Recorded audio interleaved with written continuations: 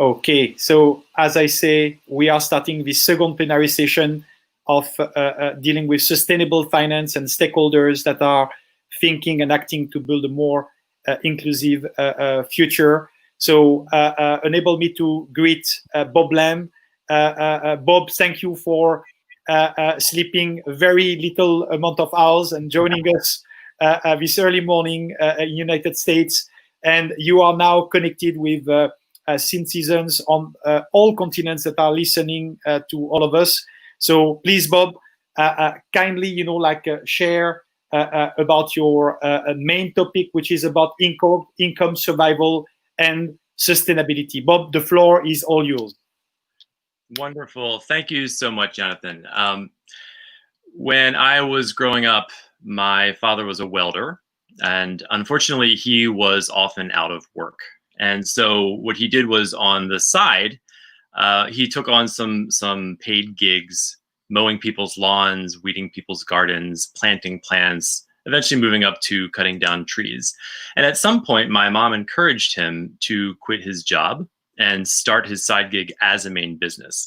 And he did everything right according to all the rules of entrepreneurship. He was very hardworking. He put skin in the game. He took big risks. He was good to his customers, and he grew pretty dramatically in his first year by word of mouth. And within 6 months of his starting this new business, he was already earning more than he had made in any previous year of his working career. And then he was diagnosed with leukemia. And in the year and a half that it took for him to die, we lost pretty much everything. He had to sell off his assets one by one so that we could survive, so that we could pay bills, so that we could eat food. And after he died, the only thing we had left was the house that he had built, and we even lost that some years later. It took me until I was well into my 40s before I was able to claw my way up to a net worth of 0. But then I followed in his footsteps. My co-founder, Arpita Peteru, and I started a nonprofit organization called the Foundation for Inclusion. And we had both come from experiences of complexity, making it very difficult to solve really hard social problems. And so we started an organization that helps movements, their funders, and communities that they're trying to help navigate this complexity. And as a startup, we're a nonprofit. As a startup, we had 100% year-on-year revenue growth, and we did everything right. We worked hard. We had a good product market fit, and so on. And then, of course, COVID hit. And as has happened to many people, a lot of the work that we had put into it had gone away. Now, I'm not telling you any of this to elicit sympathy or to say really anything about our organization, but more to illustrate a point that income is a single point of failure for individuals and households. If you don't have an income, it's very, very difficult to buy food, to live in a home, to get health care, etc. So I want to talk a little bit about survival, and then we're going to talk about income, survival, and sustainability together. So when I was growing up, we often went hiking and camping. We all very much loved the wilderness, and along the way, I learned a lot about wilderness survival. And in wilderness survival, there is something called the rule of ones. It goes by a lot of different names, but it's basically a checklist of priorities to pay attention to in extreme emergencies. And it goes something like this. You have about 1 minute to find air. You have about 1 hour to find shelter. You have about 1 day to find water. You have about 1 week to find food. And you have about 1 month to find hope. Now, of course, along the way, there's physical safety and emergency medical care and so on. But if you want to survive, then you have about a minute to find air, about an hour to find shelter against cold and heat, and you need water and food and so on. Now, if you find those things as an individual, you can live indefinitely in a wilderness situation. what's true of individuals is also true of social groupings. Since the dawn of human societies, human beings have organized ourselves to enable us to find air, water, food, shelter, and so on. And if the bare requirements for survival are met, then that social grouping survives. And if it doesn't, they don't. In the past, these needs for survival have been met through either the abundance of nature or through social cooperation to overcome the scarcity of nature.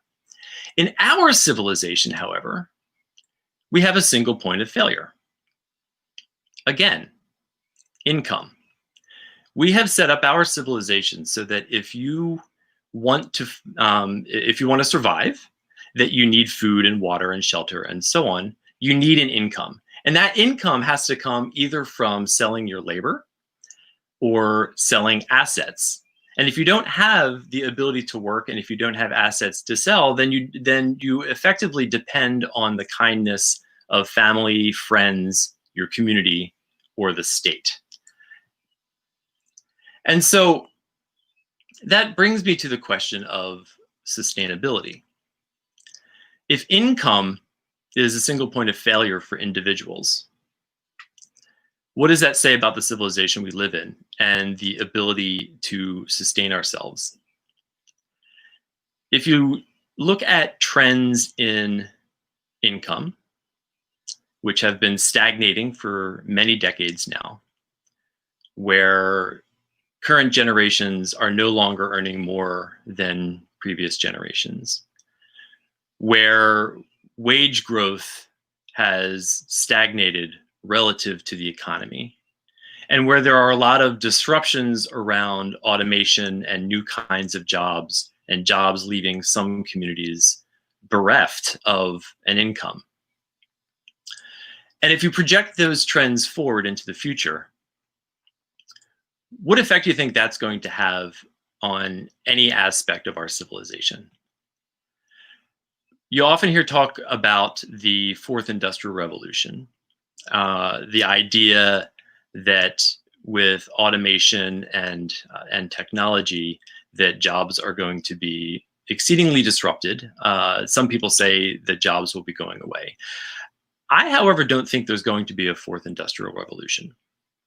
There's going to be a revolution of some sort, but it's not going to be industrial. Industrial revolutions since the beginning have all been about income as the crux of survival, as the way to access the things you need to survive.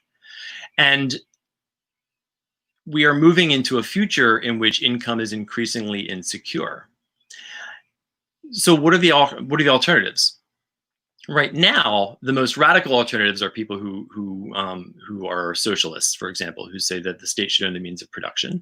A more gentle version of that would be social democracy, in which the state takes a bit more care of the welfare of its citizens. Other alternatives to enabling people to survive despite falling incomes tend to revolve around universal basic income. I would posit that none of these solutions is actually sustainable. I think even universal basic income is really just putting off the inevitable. I think that what we're facing is a time of great uncertainty in the future, a time when nobody really knows how human beings are going to survive. Nobody really knows what we can replace income with. And if people are trying to tell you that they know the answer to this problem, then they're probably trying to sell you something. So what we're trying to do at the Foundation for Inclusion is working at two levels. One, we're trying to understand the full complexity of this problem. How can human beings survive in a world in which income is not only the requirement for survival, but also increasingly insecure and likely to not be adequate in the future? So we then work at the level of jobs and trying to understand jobs and understanding the dynamics that are driving this decline in income stability and asset stability.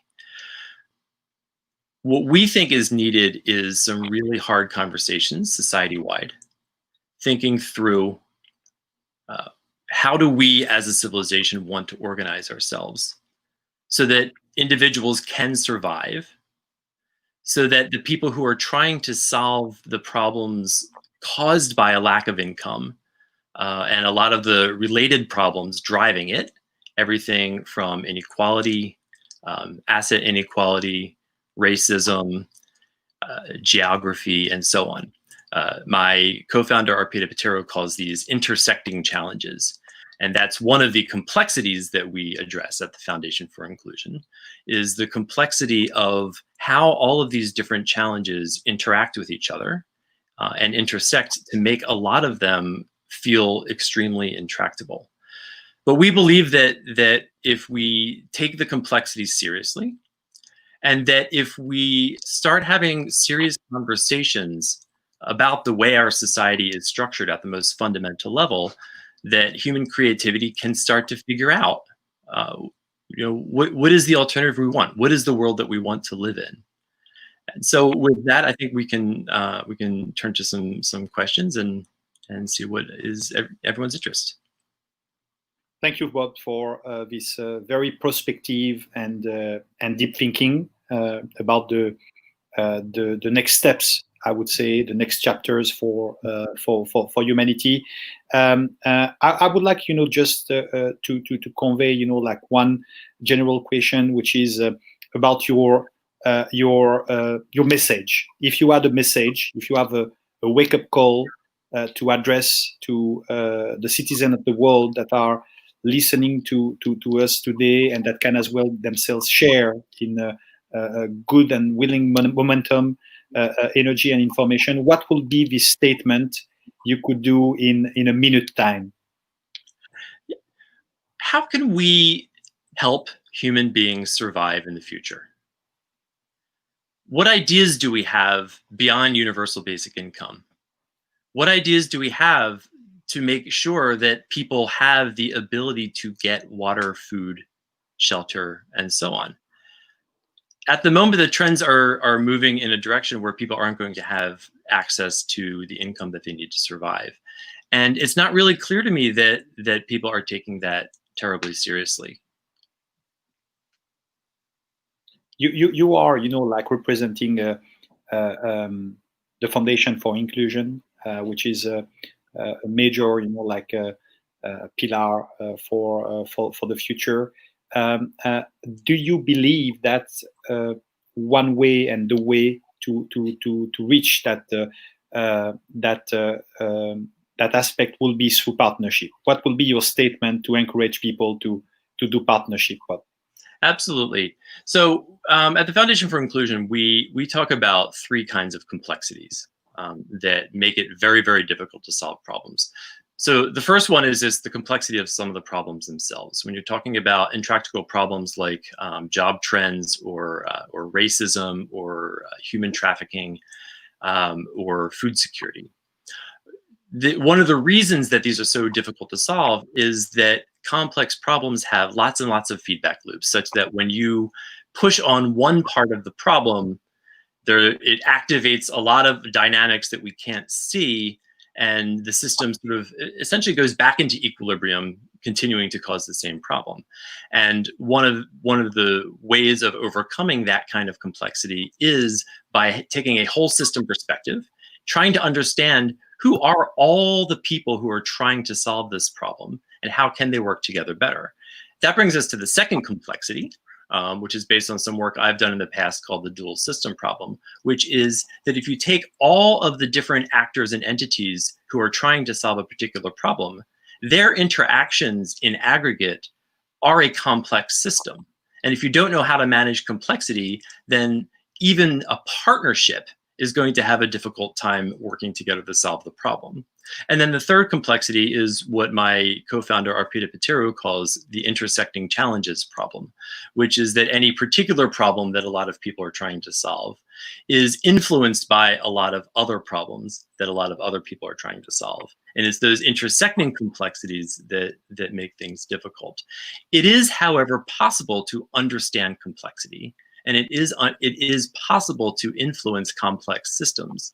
Partnerships is an extremely important part of it, but what partnerships need is a whole system perspective that takes the complexities seriously. Dear Bob, it was a very inspiring answer on that. We are strong believers that partnership is the only way, like humanity has to join forces to build its future. So thank you very much for joining us today. Looking forward the next exchange we will be able to convey between Horyou, CGF, Horyou Foundation, and the Foundation for Inclusion, and the many other, like stakeholders we can bring together. Thank you, Bob Land. Wonderful. Great pleasure, and looking forward our next exchange. All the best, all the best. And now, dear friends, we are going to welcome another very, passionate and inspiring speakers that is, following Horyou and Horyou Foundation and CGF for a long time. So please, let's welcome Karen Winston. Karen, my dear, thank you for joining us today.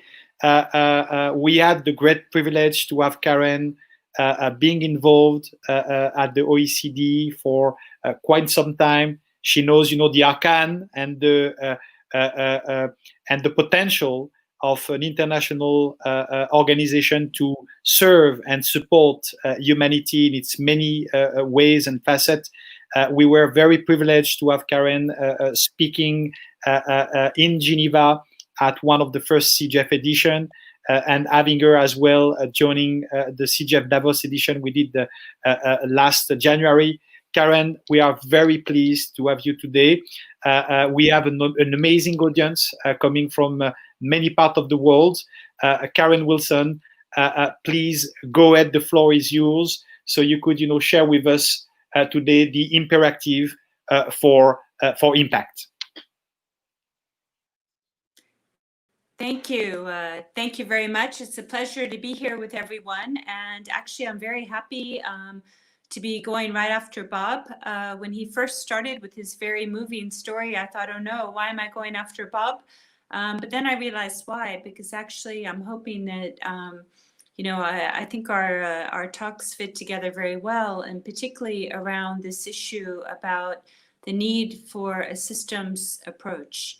And what I'm going to talk about is really the imperative for impact and the need to really change economic models. As Bob was saying, they haven't been working. I mean, it's been all about the financials. At OECD, we focus on economy, of course. That's a big part of what OECD does. But maybe even the bigger part of what we do is focused on social issues, environmental issues, etc. And it's the integration of all of these that's important. We need models that reflect progress beyond financial figures. And so with that, we'll go to the next slide. Thank you. So I know it's impossible to read, and I think the organizers will share the slides after, but the point I wanted to make is that there really has been a growing recognition over the past decades of the need to consider broader impacts.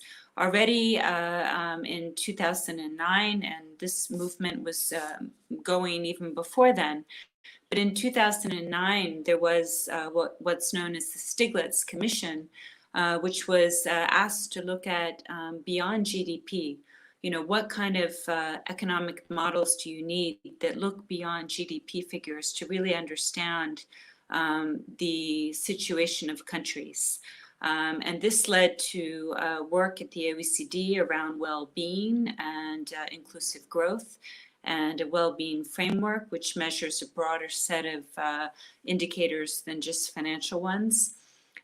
But also there have been a number of initiatives, as you can see here on this timeline, that have started to grow over the last couple of decades around trying to figure out how to include measures on social and environmental issues alongside financial issues, that we have a better picture of what's really happening in the economy and in society. Because just looking at one dimension of finance, as we heard earlier, and we all well know and we've seen, is simply not enough. Then in 2015, of course, we had the Sustainable Development Goals, following the Millennium Development Goals. But the difference is that somehow the SDGs have really captured the attention, not just of policymakers, but also of practitioners. Companies and investors are trying to figure out how they can align with the SDGs. Governments, of course, need to measure their progress towards the SDGs.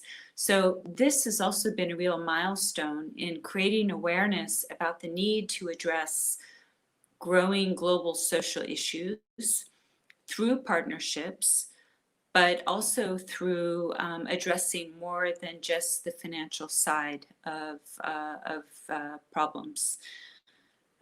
We then have seen, of course, over the last many decades, the growth of the whole climate movement, the environmental movement, and a lot of progress in the last decade in terms of, well, there are a whole bunch of acronyms, but, you know, in terms of work on TCFD and the National Capitals Coalition, et cetera. So all of this momentum is really gathering steam. And if we go to the next slide,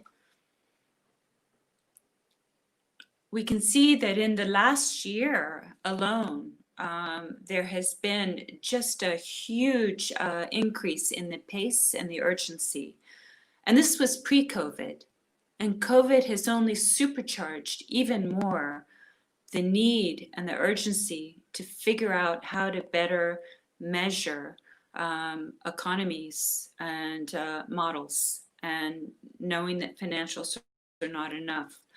The Business Roundtable last August, they're the group of the largest multinational companies. They came out and said that it's not just about, the focus should not be only on shareholder value, which has always been the mantra, but it should be also about stakeholders. It's important to understand and include stakeholder views.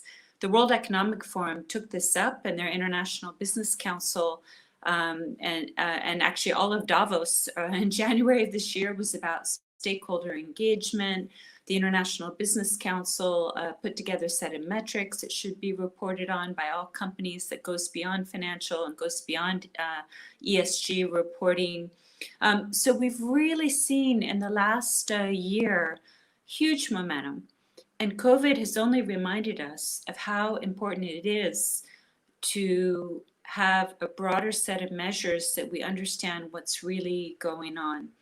As our former chief economist used to say, measure what you treasure, don't treasure what you measure.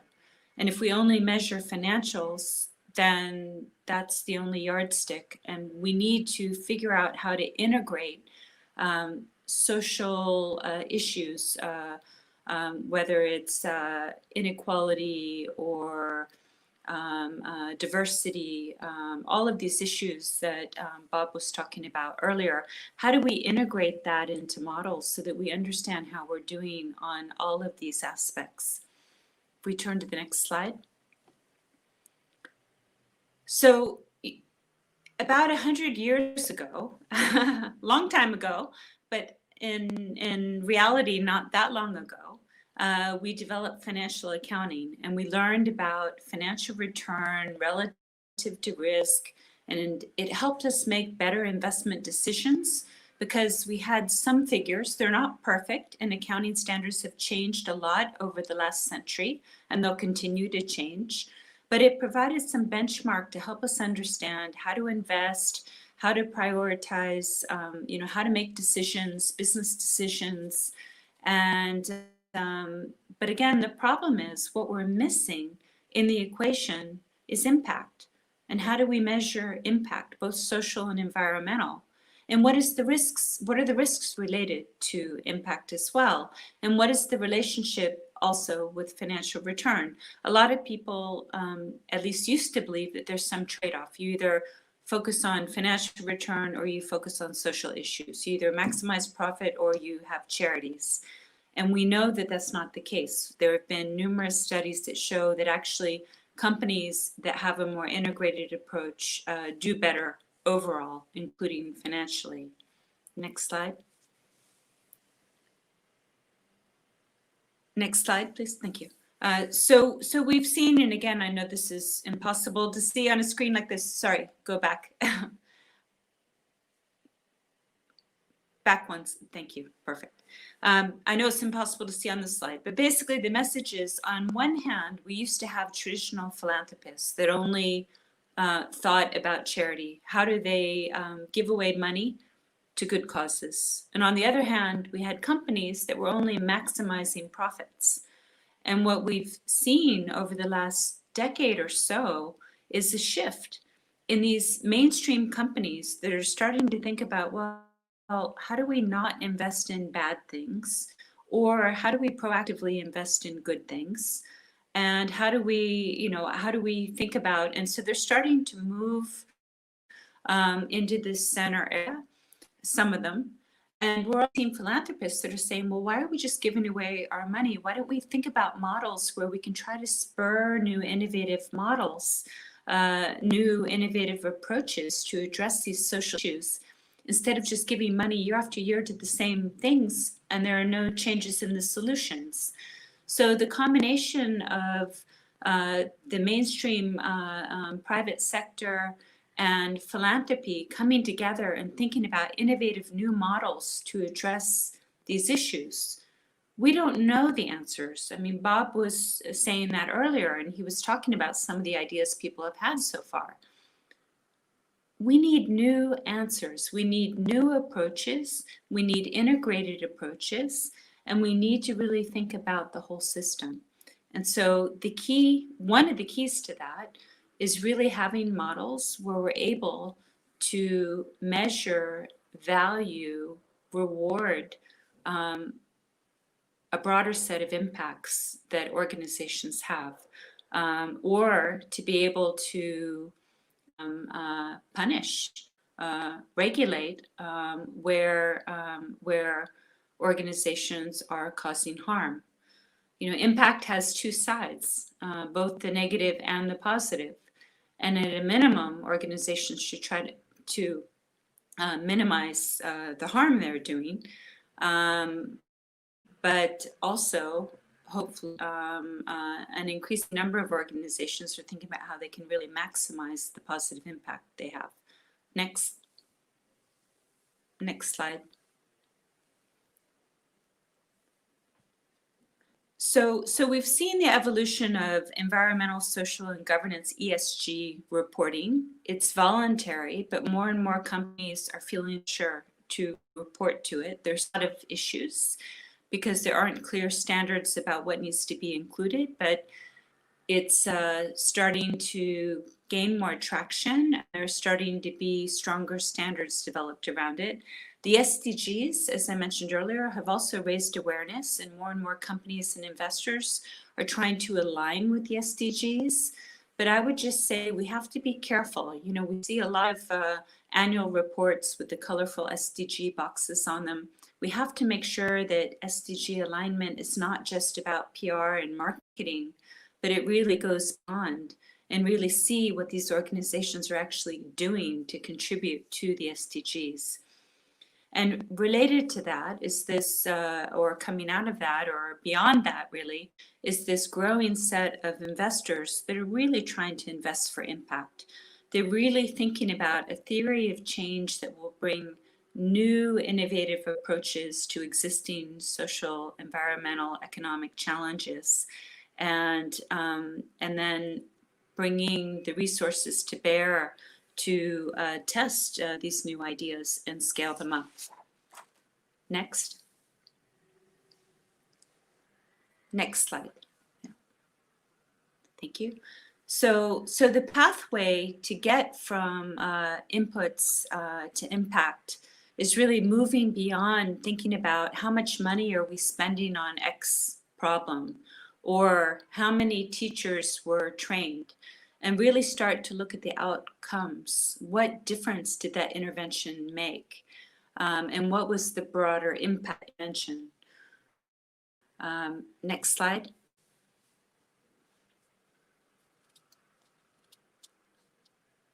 So impact is really about asking the right questions. Where should you put your resources? Where can you make the most difference? At the end of the day, impact and impact measures, they're not for PR. They're not to brag about how good your organization is or you are or whatever. They're meant to be measures that help you make better decisions and help others make better decisions about what you're doing, because they see the full picture, not just the financial side, but they understand all of the social and environmental contributions of your organization. Next slide.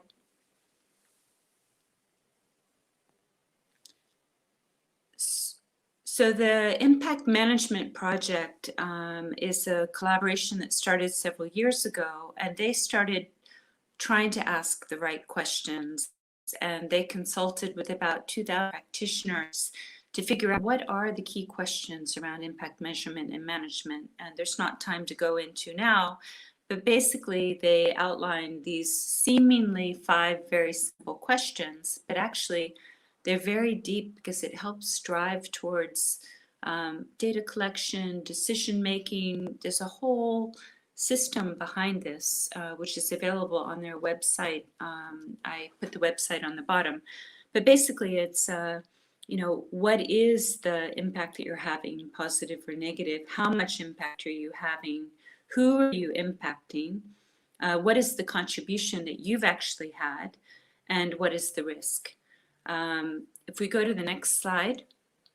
So the OECD is part of an international coalition along with the UNDP, the IFC, a whole list of acronyms of standards setting organizations. We're all working together to try to clarify the system of standards for impact measurement so that we can try to get to some sort of global standards around impact measurement that will enable us to include these very important social and environmental metrics into mainstream financial and economic models.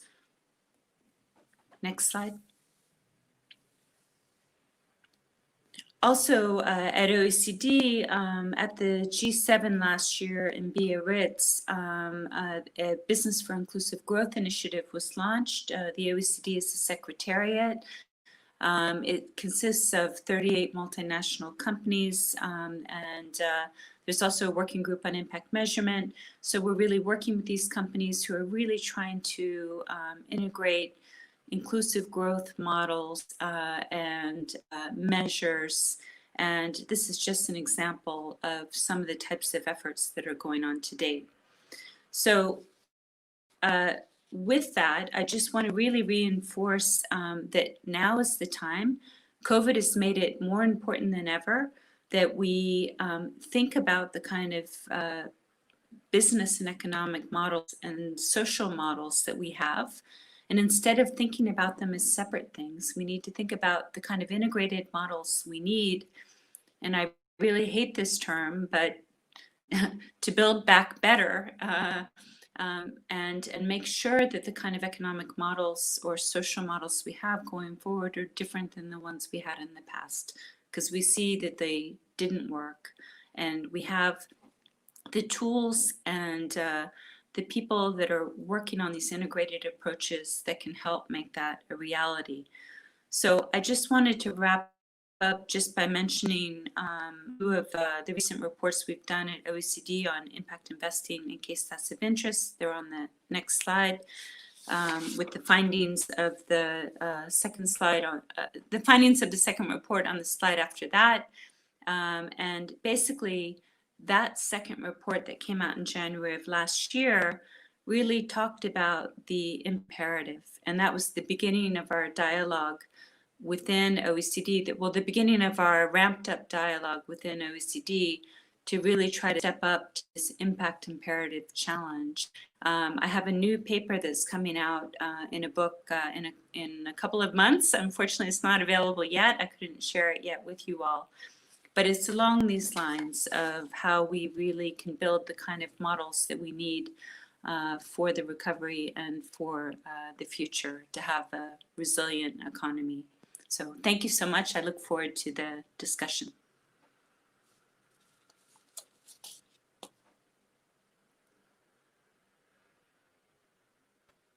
Karen, thank you very much for this very granular and navigation in detail, of what is moving in the field and in the positioning and willingness.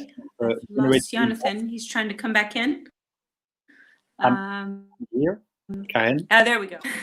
Okay, Karen. I was just expressing my thanks for the granularity and the very empirical steps you just articulated us on the field of impact, and how this is now not just a willing choice, but this is becoming an imperative reality that we have to embrace, and that we have to choose, of course, willingly, but that is now reaching a point of time that is paramount. So one question will be, Karen, for you. We are going to have a major hit in terms of the worldwide growth due to the pandemic.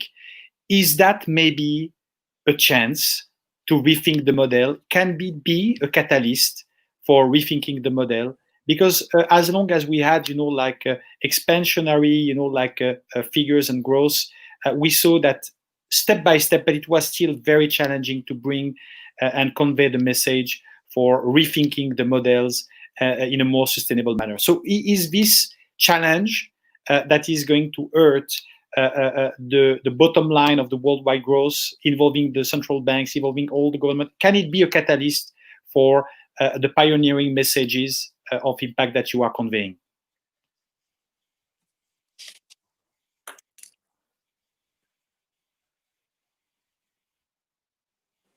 Yes, absolutely. And showing us that we need to do things differently, and we need to have different models. And already there had been discussions that I was mentioning over this decade or so, really urgency into not just talking about these things, but implementing these things. And also COVID has taught us how quickly we can change behaviors of governments, of societies. So when we need to, we can do it. And so I think there's a huge opportunity and there's a huge need. And now is the time. At OECD, we've really ramped up our efforts. All of our council meetings this year are very focused on this integration of economic, social, and how we move ahead. I know the UN Secretary General is calling a set of meetings in July around these topics. Also, all of their work on sustainable finance. And so there's a lot happening, and I think that COVID is helping to push everyone in hopefully the right direction. Thank you, Karen. In a 1 minute concluding statement, Karen, could you share with the people that could be this time the benefactor, the people to benefit from the impact evolution, the entrepreneurs, the innovators, the young people, the talents, the emerging talents? What will be your message to them, the ones that are looking and hoping for this change in models and in a fairer distribution of resource and access? What would be maybe your message you could share with them today?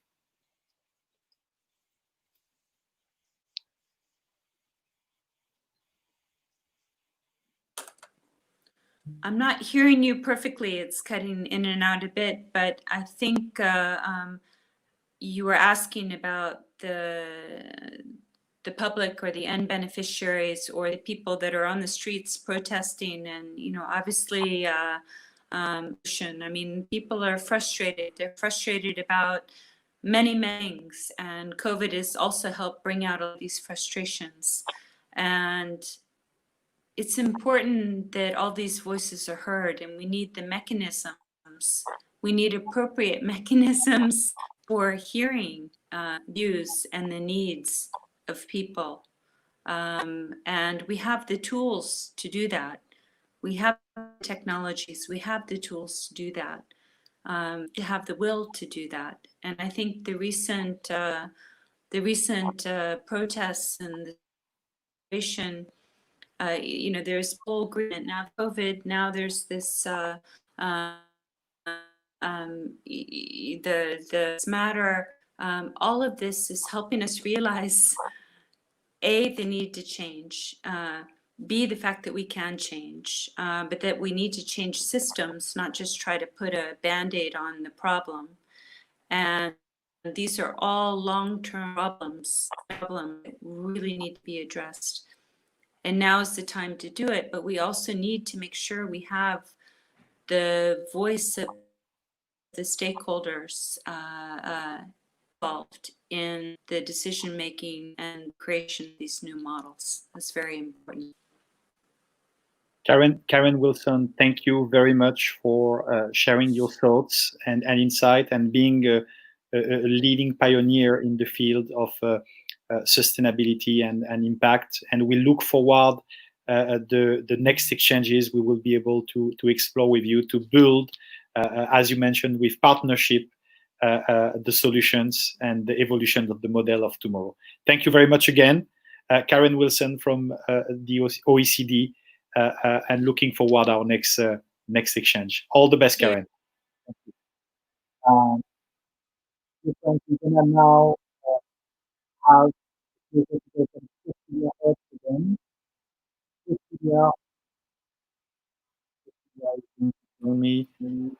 Cecilia, you will not go in space without a talk here with the citizens. No, would be impossible. It will happen the way, you know, like where technology can be at the service of inspiration. So Cecilia Hertz, it's a pleasure to welcome you today. We have the great luck to have a visionary at our side that is dedicated and a passion and a talent to thinking how life will be able to be maintained, explored, developed in an harmonious way in the space. So Cecilia, please, the floor is all yours, and we are now going to attach our belt and follow you for a ride. All the best. Yeah, indeed. Thank you, and I will bring you safely back to Earth. I promise. I go over to the presentation now.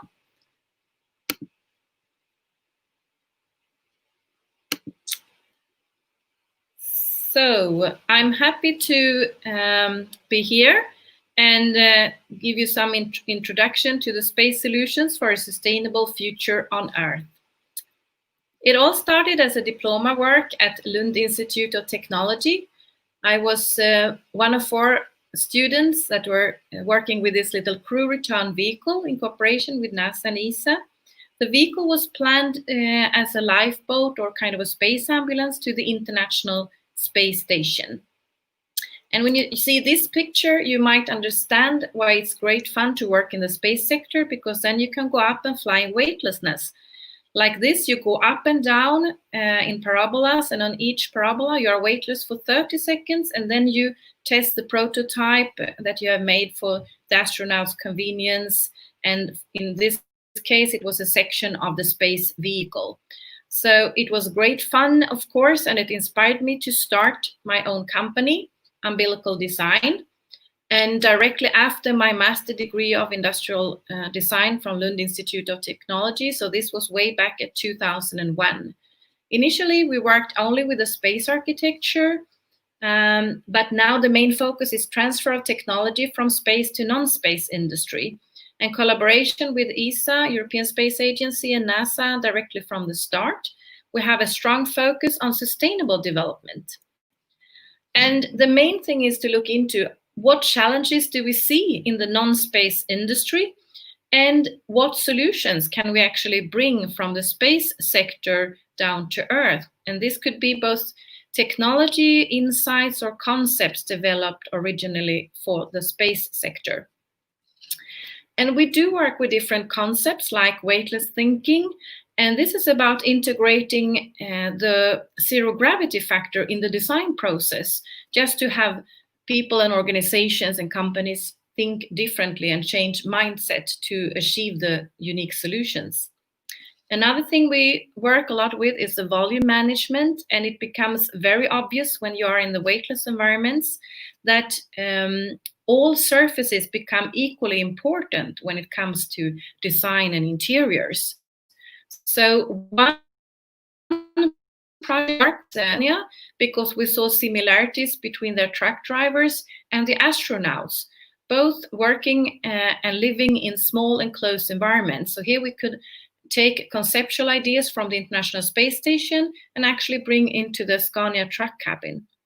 And we also worked in the Karolinska University Hospital with ideas for their ambulances. And that was concepts from the space ambulance that I showed in the beginning of my presentation. We also worked inside the hospital with identifying solutions from space that could create benefit for the hospitals.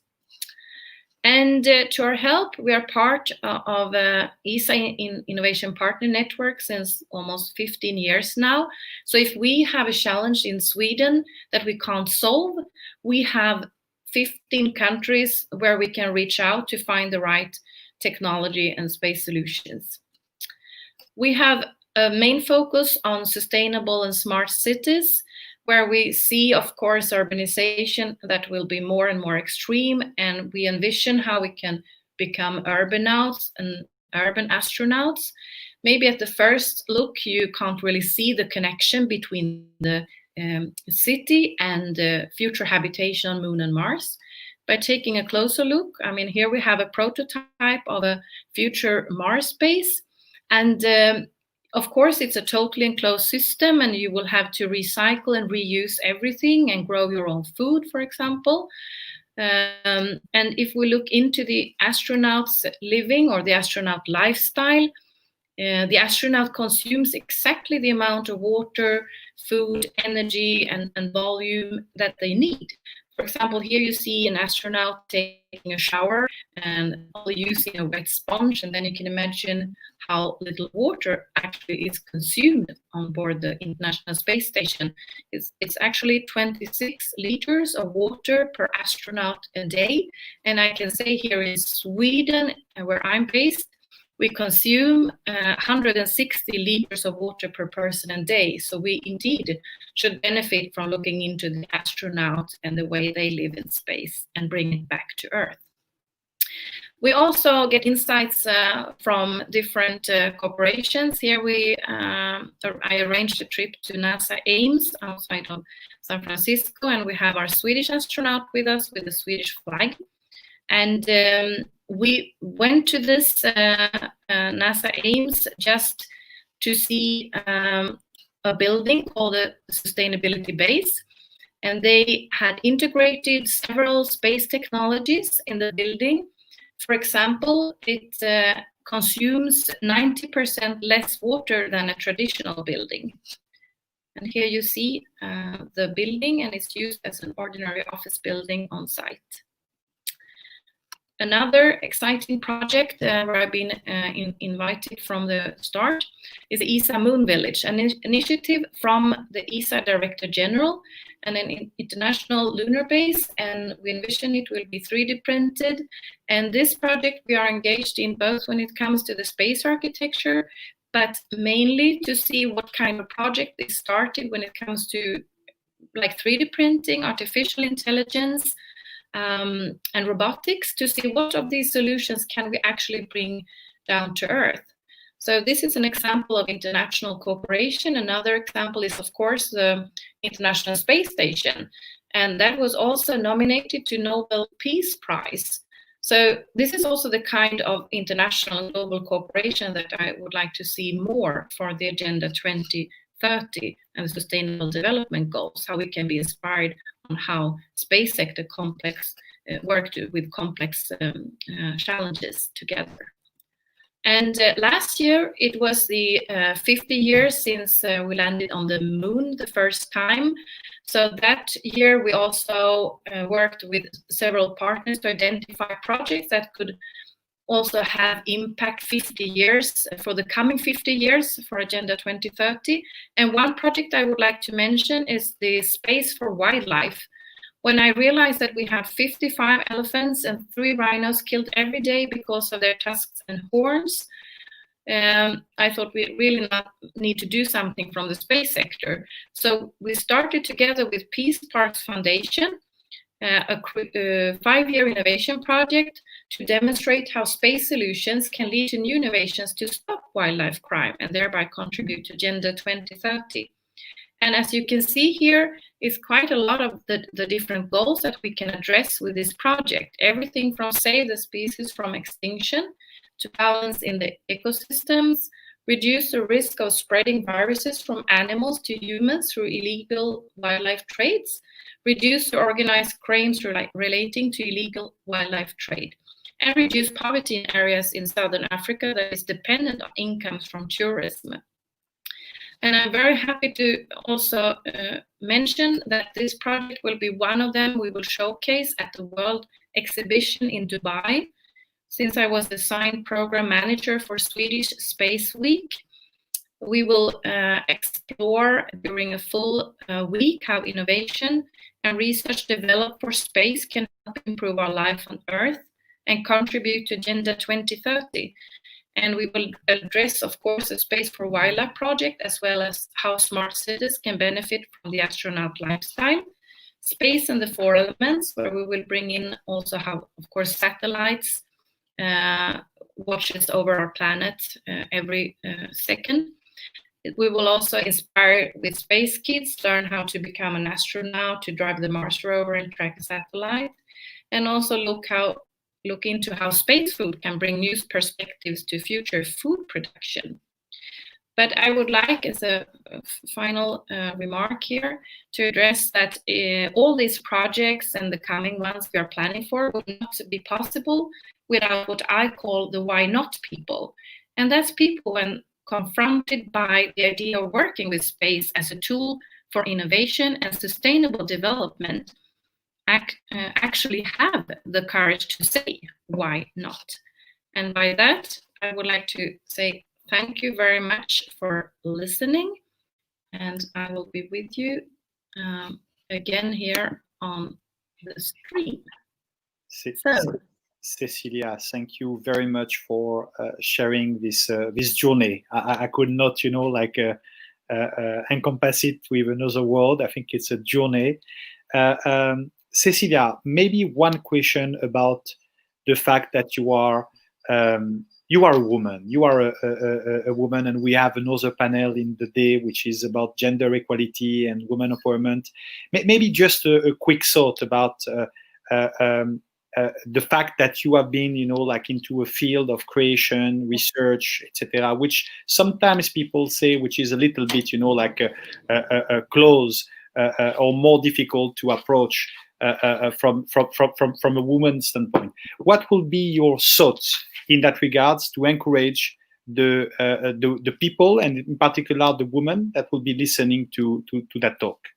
Yeah, thank you for that question, Jonathan. I think it's extremely important, and I can say I have felt very welcome in the space sector from day one, actually. So I think there is a specific, or at least how I feel it, a specific welcoming, how can I say, attitude towards all people, because that was something the first time I came to NASA in Houston. You could feel that once you have all people there with a passion, and they come from all over the world, and everyone contributes with very specific competence, and they have the idea of working with these interdisciplinary, very international teams.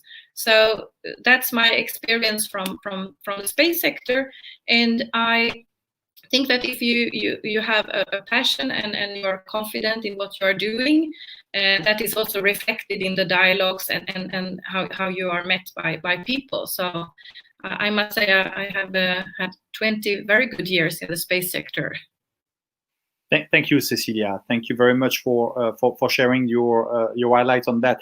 Another question would be about the fact that with this pandemic, we are seeing the frontiers and what could have been, like considered like barrier between, like cultures and people are more and more removed in the mindset of the common facing of these challenges.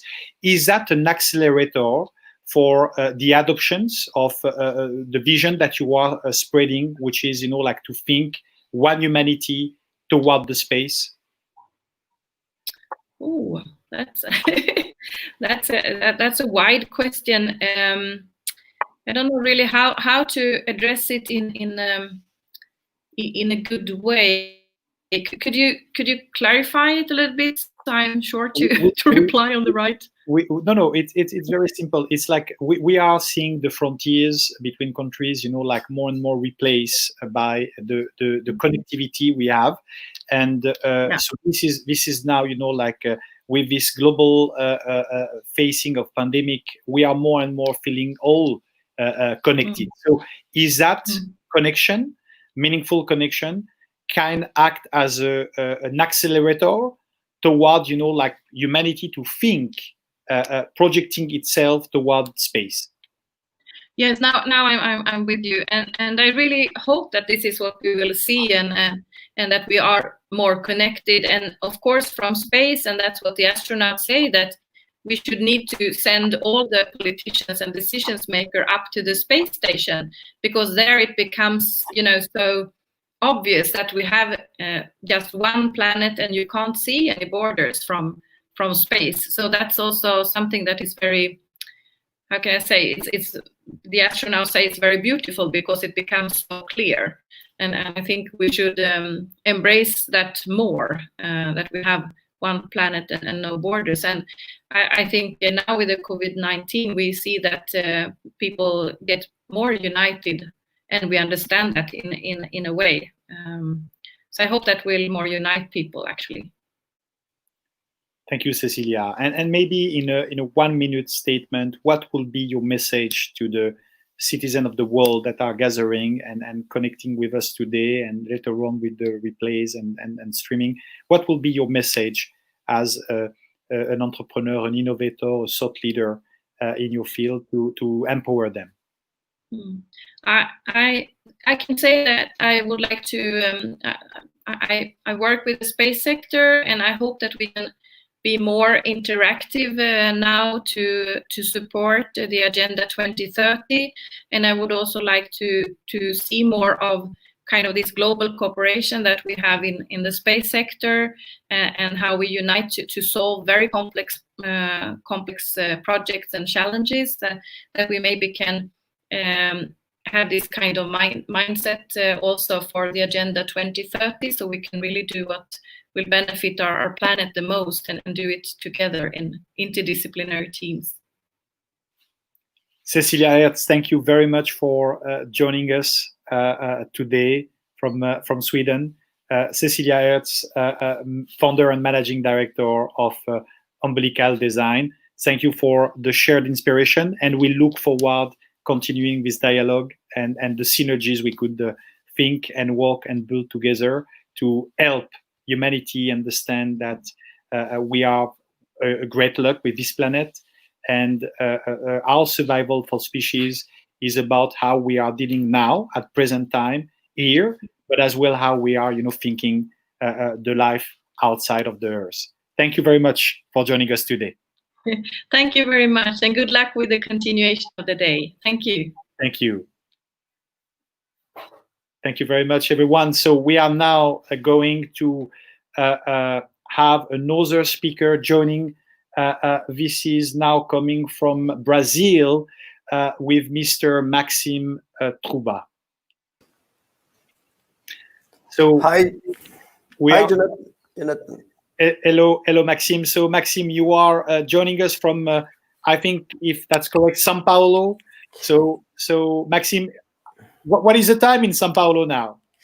Yeah, it's thank you very much for welcoming me. It's 7:40 now in the Okay. morning. It's Okay. okay. It's So, okay. so Maxime, you are the CEO of Juridoc. That's an innovative group and startup that you have, like initiated to be able to leverage through technology to be giving access in a sustainable manner to the know-how, the knowledge, and the tools in the field of legal activities. So, Maxime, the floor is all yours. Okay, thank you very much, Jonathan, for welcoming me at CGF Online, because it's very important to these days, and especially during coronavirus, to talk about what's next on the legal sector, and also regarding all of the sustainability that is linked to this sector. So I want to make a little point, or so I don't have a PowerPoint, but I will talk just a few minutes to explain you a little bit about what are doing and what can do the legal sector during and after this crisis of coronavirus, because it's a sector that have been a little bit reluctant at the beginning for the legal tech, the new things coming. So I would like to talk a little bit about that. You know that legal firms will need to take really advantage of this historic opportunity to introduce new technologies and new technological tool and online solution that will enable them to remain at the forefront of their industry. That was Winston Churchill that said in 1953 that difficulties mastered, opportunities won. And I think it's totally true, because in today's entrepreneurial ecosystem, this thread is very much in evidence. The COVID pandemic is a global crisis that I will have both short, I think, and long-term repercussions. And business in general need to think today about how to adapt to the current situation, taking steps that will help them to balance their bottom line and protect themselves as well. So in particular, investment in innovation could help them in the medium term to reduce drastically their costs. For example, for the legal sector, in particular, this crisis is an opportunity to really turn the corner on innovation and to create the legal tech of the future. And that's really the time for them to understand that they need to go to the new technology and in this world of technology. So it's a real opportunity for innovation. As you know, in crisis situation, certain limits are abolished and innovation accelerator appear. So there is no doubt that while the COVID-19 crisis will put many organizations in a delicate situation, but it will also open the door to innovation in many areas. At the time, the greatest risk is to stand idly by the traditional dynamics induced by the fear of failure and are no longer relevant. So law firms have traditionally been more reluctant to embrace the technology change, but now is the time, with the model base of the number of hours built, the motivation to optimize the most repetitive task and increase in efficiency has not been very strong. So in addition, the legal sector has repeatedly expressed concern about the impact of new technology on regulatory compliance and security issue. But now I think the legal tech is very mature enough to face this kind of concern.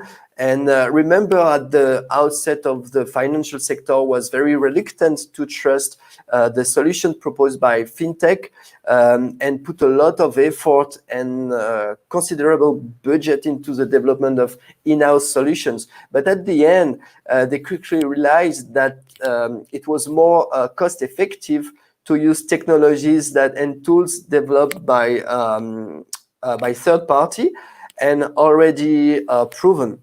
So at the time when prioritizing the use of own resources has become essential for the legal sector, they can draw inspiration from the fintech and the fintech phenomenon and consult the vast catalog of legal tech that have been developed so far in recent years, and I think that if mistrust and fear of change fades, then the COVID-19 crisis may be an incentive to definitely implement innovation and effective solutions, which, in addition to solving today's problem, transform the efficiency and cost of processes in the medium and long term. So we can talk about artificial intelligence solutions, for example, that it makes possible now to replace repetitive and unproductive human tasks, and thus to refocus the work of the employees concerned and value-added missions.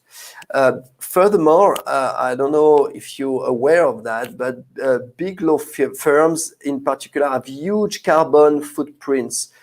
Legal tech in all its forms has helped and can continue to help reduce the impact of law firms of the environment in two major areas: paper use and air travel.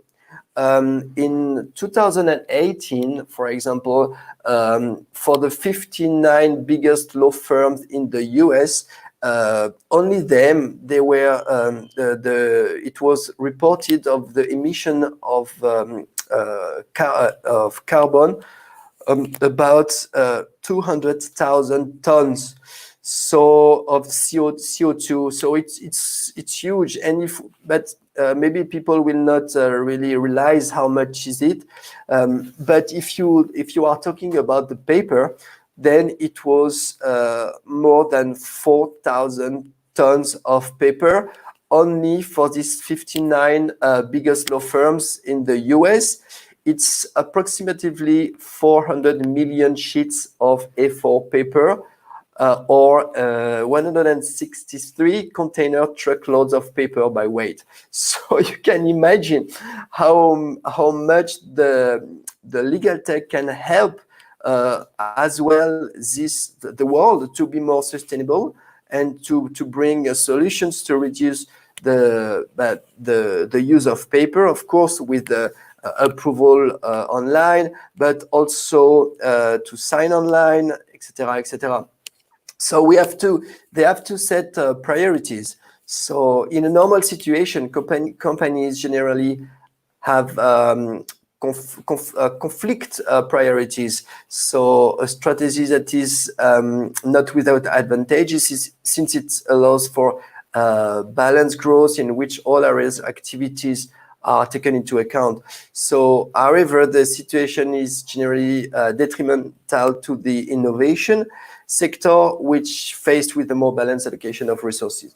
So does not receive all of the resources it would need to have a significant impact. So the challenge now is to prioritize innovation and technological transformation, which will help mitigate the consequences of the current crisis. So the objective now is to know where to invest.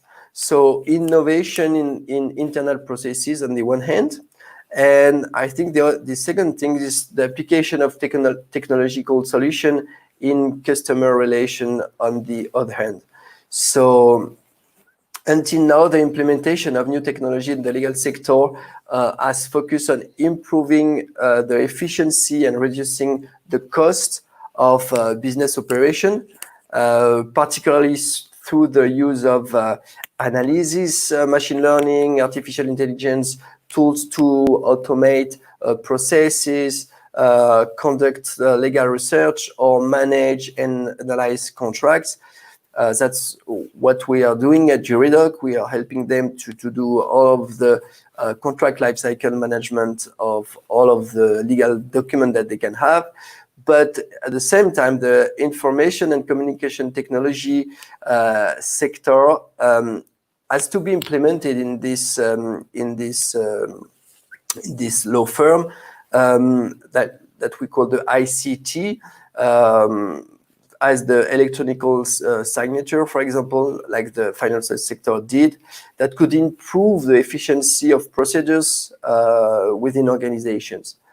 So with no time to evolve step by step, the legal tech sector must now move quickly to the second phase of its transformation and offer a state-of-the-art legal solution to its clients: on-demand services, chatbot, and so on, automation and digital evidence collection tools such as electronic signatures.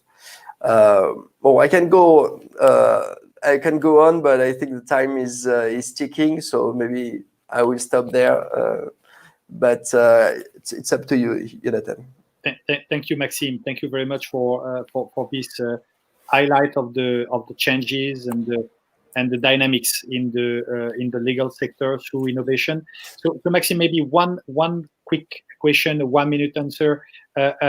What is, in your view, maybe the aspect of acceleration that you are feeling due to this COVID-19 situation? Did you feel that as well, very concretely and empirically in your day-to-day? Have you seen the concrete help it has brought to the people that are using your services and technology? Yeah, really. In fact, we thought that it will be, I would say, like calm or more calm during the crisis, but in fact it was the contrary, because there were a lot of companies that realized that they were in a stone age, I would say, about these technologies implemented in their companies, not only for legal tech, because I'm talking now about legal tech, but HR sector, sales department, all of these departments that are using paper day to day to work with when they are working with legal documents, and things that they can work together in a solution and use less paper and do less CO2 as well. So we've seen huge companies like, I don't know, like with more than 50,000 employees that were still using paper and Excel and Google Doc to manage their legal documents. So it's amazing that I have a figure in mind that 80% of the companies in the world are still using Doc and Excel to manage their legal document. So you can know how efficient and what we can bring to the world to reduce in a huge way the use of paper, and then reduce, of course, the carbon use. Maxime, what will be your visionary message to the citizens of the world listening to us?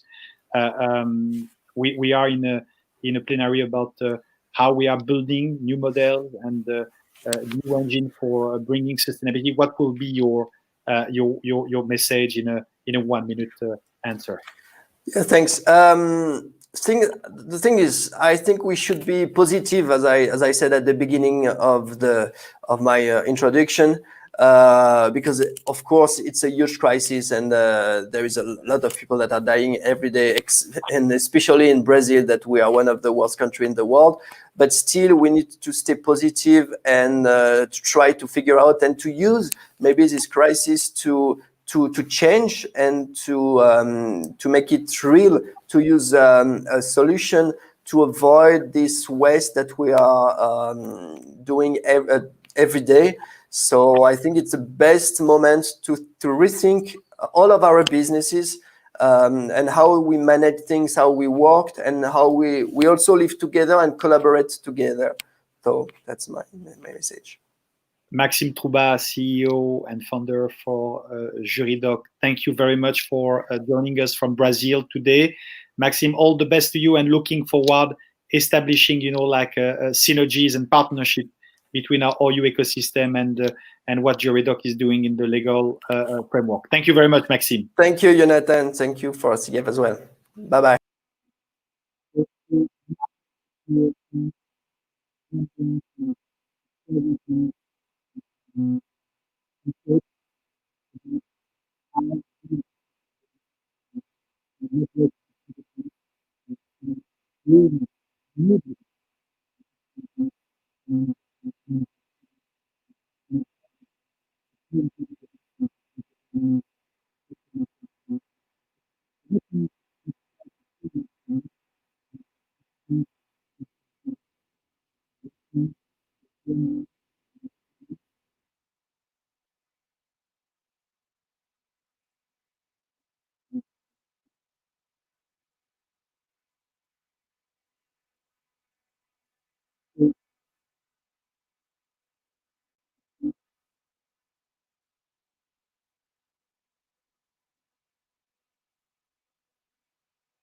Going to check my mic.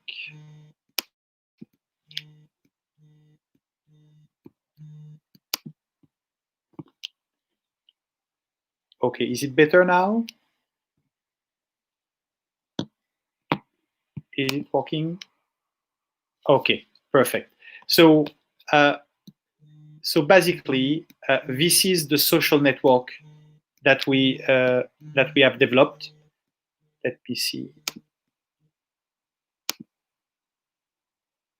Okay, so I see everything. Okay, so this is the social network we have developed, which is called Horyou, and so this platform enables people from all over the world to be able to be connected and to share in a positive and meaningful way what inspire them in their daily lives. So we have the platform in 7 languages: English, Arabic, Spanish, French, Portuguese, Japanese, and Chinese. So when you sign in, you can log as a non-profit organization, as a citizen, or as a thought leader.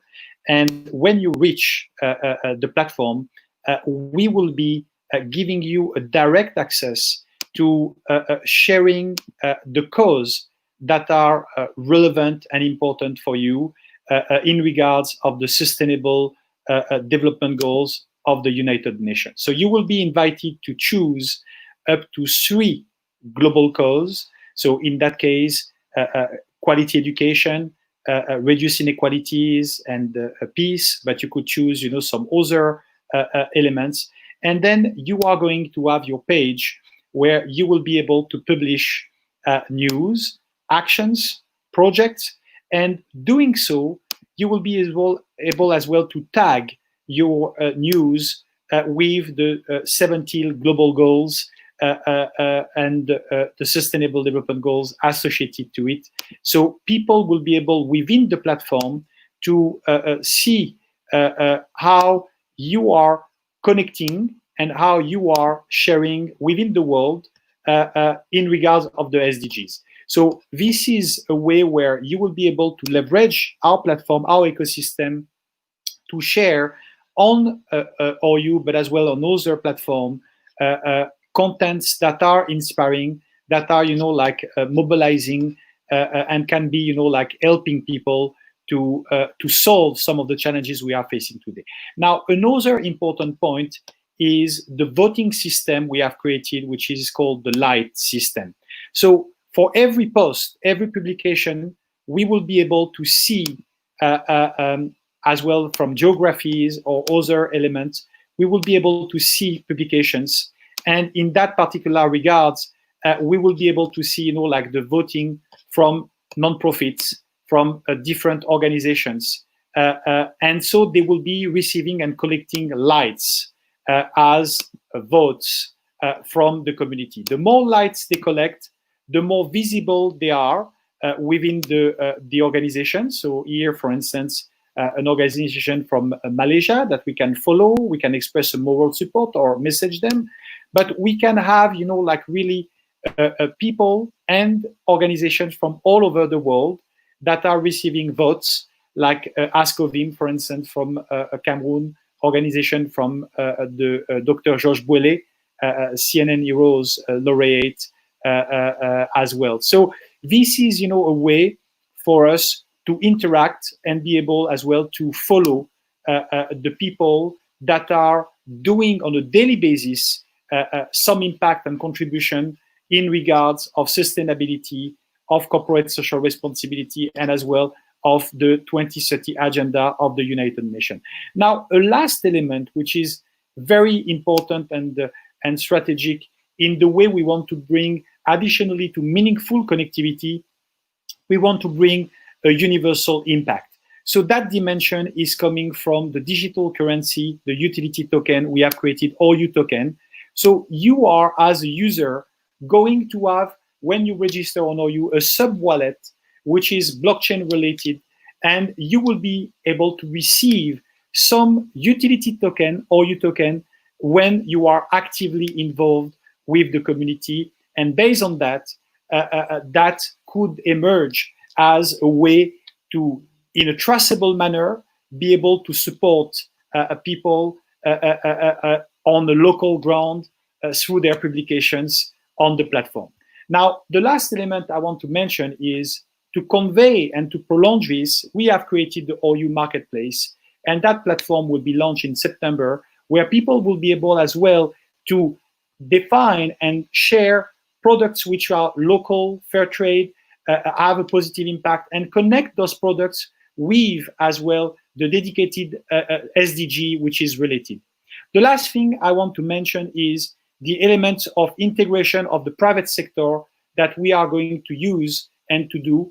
So the platform Horyou will as well open itself to social entrepreneurs, to thought leaders, to organizations, non-profit, and as well, foundations, corporate foundations that are going to integrate our ecosystem and our tools to build more impact in a traceable manner, and as well to make sure that this goes to the people that are plebiscited by our international community of changemakers. So I'm going now to stop my sharing screen and coming back to you. So we have now reached the end of the morning session. I would like to express a special thanks for some of our benefactors that have been supportive us in covering, like the financing of this conference. So a special thanks for Phil Griffin from United States, from a special thanks for Sylvia Perez Gonzalez from Geneva, as well as for Mr. Peter Triggs from Singapore, Mr. Yasuhito Nakai from Osaka, and Anna Kolb from Brazil. Additionally to that, we would like to thanks, let me just tell you, our partners that have been, like supportive of the first part of this session, and all the speakers that join us this morning. So to all of them, and as well to Maria Guzman that supported us from United States, and she's a Venezuelan citizen. So all of this conference has been able to happen because of the involvement and the commitment of our team, as well as with the partner team from World Conference and many others that have joined forces with us. So thank you very much. And we are going this afternoon for some absolutely passionate plenary sessions with amazing speakers. We're gonna have, great talks on women empowerment, on work environment, and how this is changing, and as well how, from a global economy standpoint, we are entering a new chapter for humanity, and how can this be a progress, a universal progress for all of us. Enjoy your lunch, enjoy, some rest, and looking forward having all of you back in a few hours. All the best to you guys. Thank you.